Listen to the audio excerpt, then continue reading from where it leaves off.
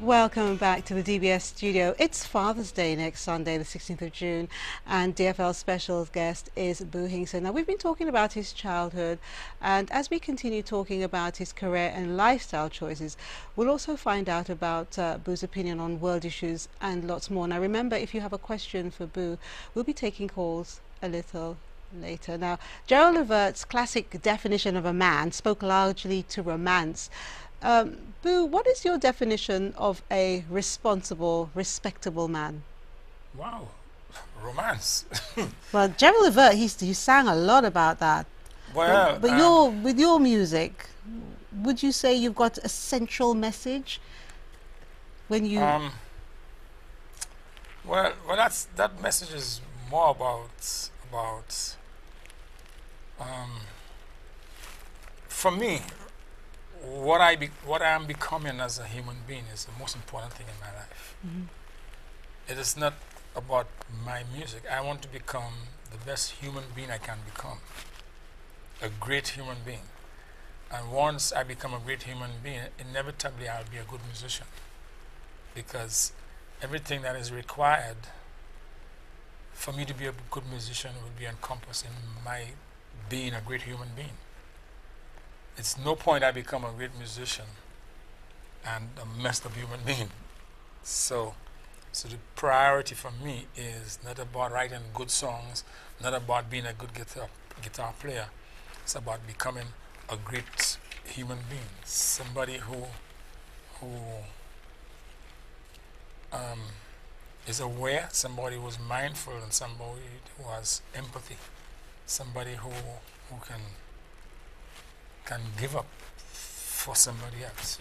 Is that why you're so vocal about other things that are not just music? Because I don't want to spend the whole night talking about music, as much as I appreciate it, because I see you as much more than just a musician.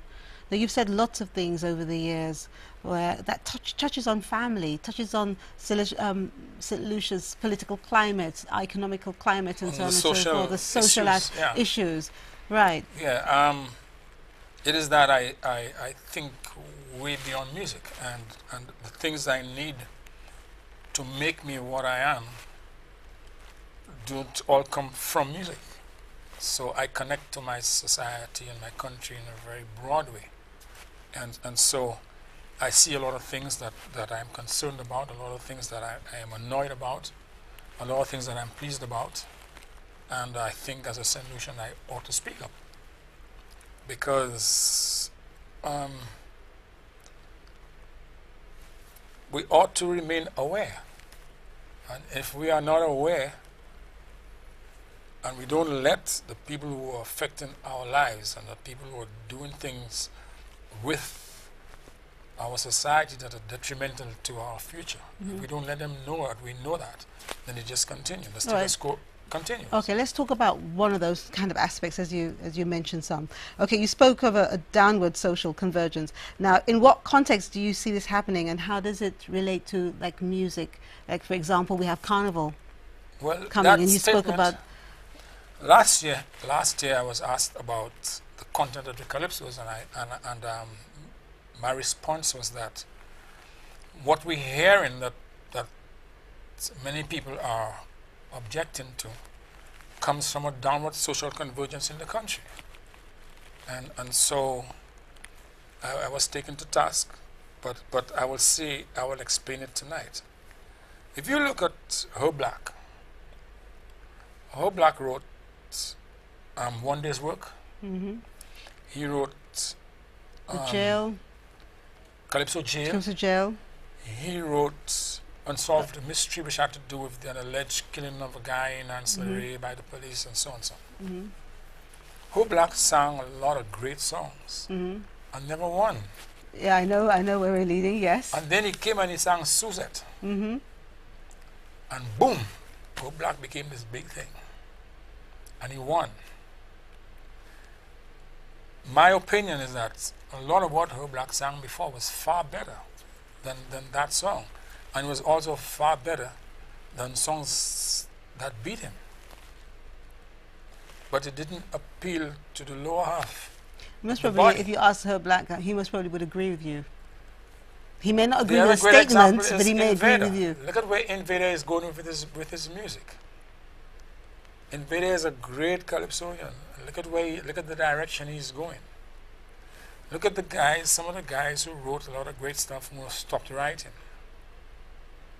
If you listen to the general content of what is being pumped down the throats, or the minds rather, of our young people, look at the content,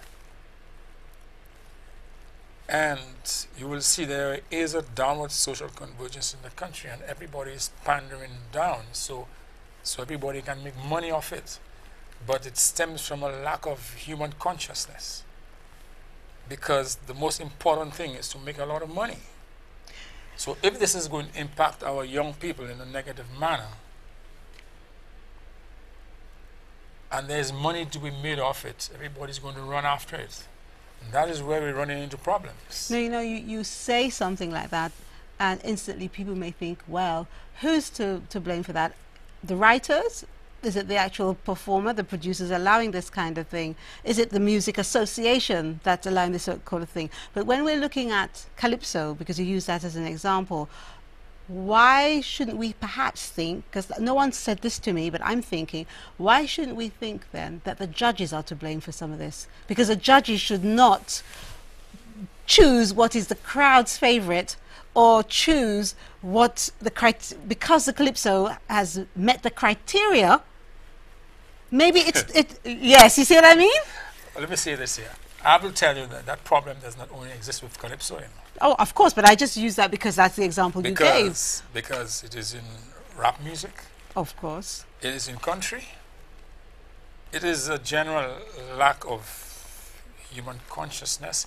It contributes to the degradation of women. But this is not the first time, it's not the last time that you're going to say this. My argument is, when is something going to happen?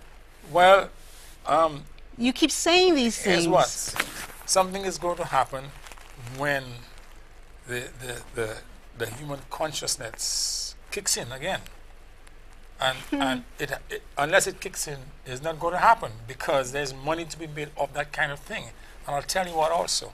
This may sound like far-fetched thinking, but all the music that denigrates our women, particularly the ones done by our men, our black men, I think it is an attempt to boost their own ego. And if you denigrate the women and you say awful things about them, it makes you feel something about your ego gets that boost. You know, Boo, that's and bad. And that is not on. And having said that, I think one of the problems we have is that in the Caribbean, successive governments assume that their function is to build a school, build roads, provide electricity, provide water, but they don't pay attention to the psyche of the people. And I want to go further on that, but I have to go on to a break there. But I'm thinking that everything that you've said, I agree with, but I think the people who are to blame largely for this are people like, I say us because I want to group us all. We hear these songs, and what do?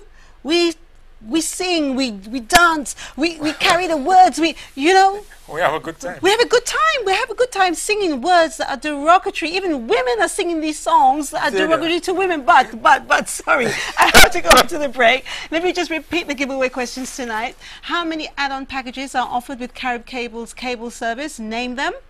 Tell us your dad's favorite Farron's flavor, and in the Farron's TV ad where the man chases the truck, you know the one I'm talking about, what flavor of ice cream is featured at the end of the ad?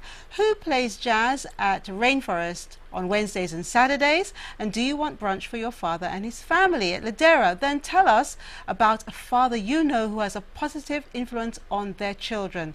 Send your Ladera entry to giveaways at dolorfactorlive.com by this coming Monday, 10th of June, midday. This is Dolor Factor Live on DBS. When we come back, we'll be taking your calls, so remain with us. We'll see you soon.